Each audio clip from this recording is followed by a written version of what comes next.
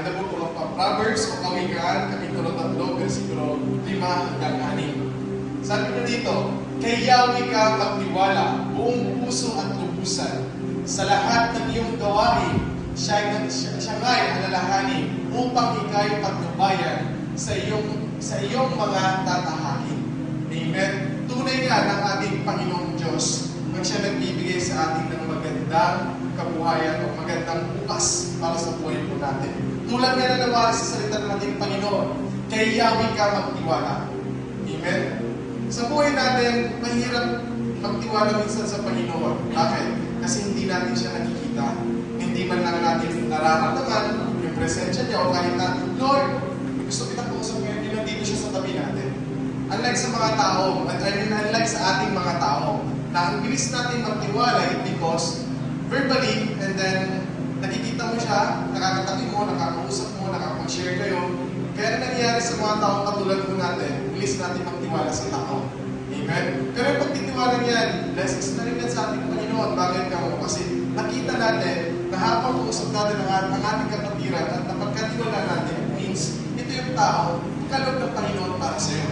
Pero most na dapat nating alalahanin at pagtiwala natin ang ating Panginoon Diyos. Amen?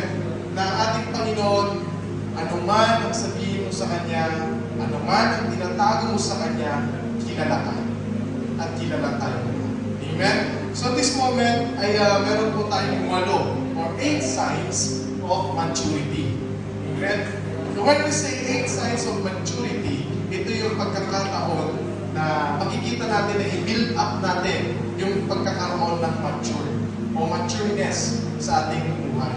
Amen? Sabi nga sa salita ng ating Panginoong Diyos, magtiwala ka ng buong puso sa Panginoon at huwag kang manalig sa iyong sariling karunungan. Alalahanin mo ang Panginoon sa lahat ng iyong ginagawa at ituturo niya sa iyo ang tamang landas. Amen? Kung usapang landas lang ng ating Panginoon, itinutuwid tayo. Tama? Kapag tinutuwid tayo ng ating Panginoong Diyos, makinig tayo. Kapag tayo nakinig sa ating Panginoon, lalago tayo. Amen? So magmamature tayo.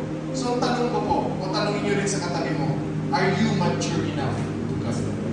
So unang-una natin pag-usapan sa 8 signs of maturity is first, we don't judge. Amen? Hindi tayo dapat manghusga. Amen? Huwag tayo manghusga ng kapwa po natin. Ano man ang kanyang pinagdadaanan, to become more mature, then we should not judge those people even sa ating mga kapatiran. So tayo pare-parehas lamang na tao, nagkakaroon lang ng iba't ibang sitwasyon o problema o struggle sa buhay natin. Amen? So ulitin ko po, we are not meant to be as a judge or maghusga sa kapwa natin. Tayo isang Kristiyano na punong-puno ng pagmamahal. And then pangalawa, we respect others' opinions. Amen? As a sign of maturity, hindi lang yung opinion mo yung masusunod, kundi opinion din ng iba. Kung alam mo ito, ikagaganda ng church natin, ikagaganda ng buhay natin, makinig tayo. Praise God. You know what? Meron tayong kanya-kanyang opinion, pero yung opinion na ito, kapag maganda at makakatulong sa atin, be mature enough, tanggapin po natin.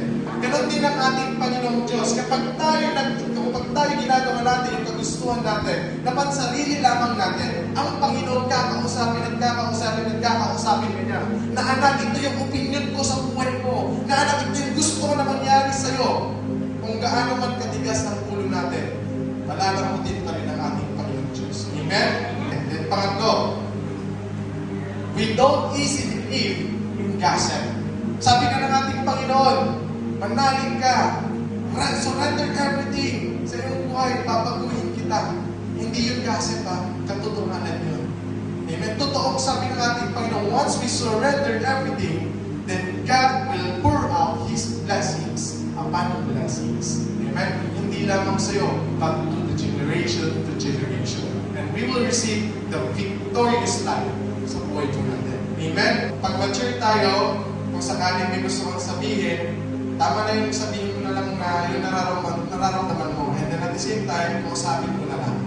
Amen? Kasi alam ko na darating araw, gagawin ko din po namin, sabihin niyo lang po. Kung meron din kami hinanakit sa inyo, sasabihin din po namin. Give and take. So, pang-apat, we don't depend our happiness. Amen? Mas mahalaga ang Panginoon na maging inspirasyon po natin. Amen? Pagpunta natin dito sa Sunday, Panginoon ang focus natin. Ang ating kaligayahan ay magmumula sa ating Panginoon. Amen? Number 5, we forgive more and we choose peace. Amen?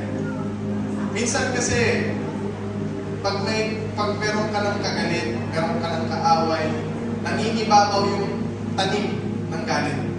Amen?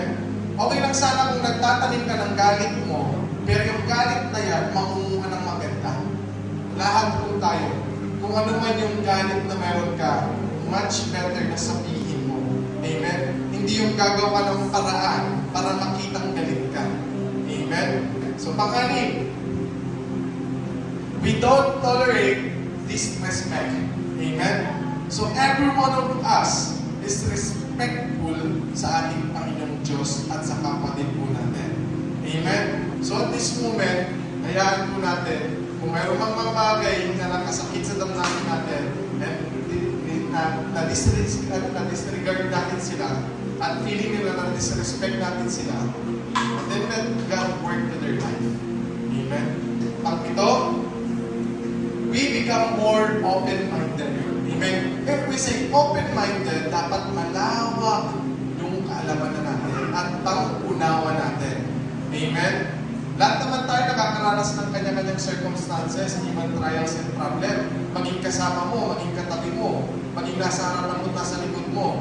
Minsan ang nangyayari sa atin, nasa napakakitig ng ating kaisipan, ang inisip lang natin yung atin lang. Yung pansarili lang natin. Amen? Bakit ganyo? If we are truly matured from God, simpleng sitwasyon pwedeng pag-usapan. Amen? Simpleng pagkakataon pwedeng pagtulungan. Amen? Kaya tayo dapat na nandito, lagi nating tatandaan, bilang isang magkakapatid, maging open-minded lang tayo. Amen? Para iwas ang galit, iwas ang inggit, at iwas ang mga bagay na pwedeng makasira sa spiritual na pamumuhay natin. Amen? And lastly, we don't beg for love. Ang ating Panginoong Diyos, inahal tayong lubos mula umpisa hanggang sa dulo ng ating hininga. Kaya ulitin ko po, we don't deserve to beg a love for those people na nai-invalid tayo.